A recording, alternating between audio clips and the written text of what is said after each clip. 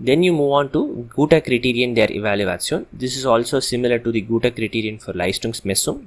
These are all the same 3 points: Reliabilität, Validität and Objektivität. Here we have a small description to each and every parameter. So reliability is the same thing, it's the consistency of the test. So students with the same A1 level should be tested with an A1 test level, and they must be able to receive the proper notes. They should not be tested with an A2 level test and then everything will be haphazard. Validity. Validity is the test needs to test only what is going to be tested.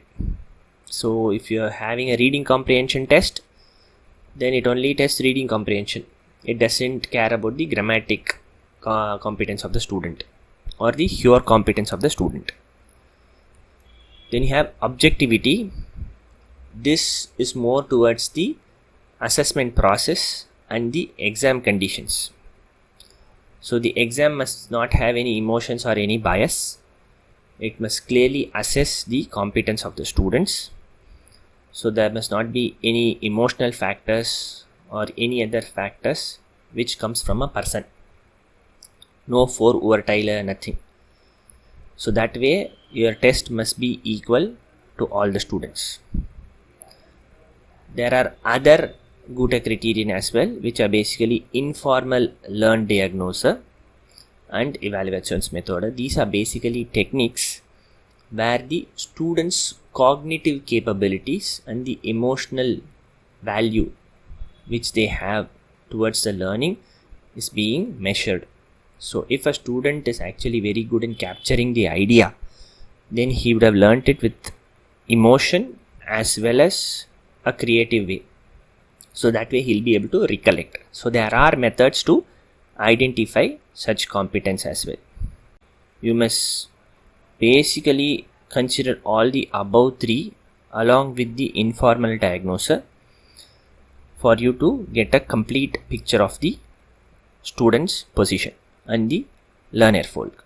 So the Informellen Beobachtungsverfahren, right, the one where the assessment of the emotions and the cognitive Leistung, they basically complement or complete the standard test Verfahren and give an objective picture which can be trusted and gives a Bewertung of the class quality. So that's how your final assessment should be. To assess the class quality, combine the informal Beobachtungsverfahren and the standard Verfahren and then finally come to a conclusion. There are 3 more criteria which needs to be used. One is Leistungen beim offenen Lernen. Whenever they are reading freely, how good is the contribution of the individual students. Festgelegte Lernziele von Lernenden selbst. The students themselves, they basically find out if they have achieved a particular learning target or not. So this helps to measure the learning progress. Third one is Beteiligung der Bewertungskriterien aller Teilnehmer. All the students must be given information as to how they are going to be assessed, so that there is a transparent process. For a successful evaluation, you must plan properly and define the Bewertungskriterien properly and set a proper target. These are very important factors. With that, the chapter comes to an end. Please feel free to like, subscribe and comment to the channel. If you have any questions, then contact me via email or put down your comments and I'll be able to reply. Thank you.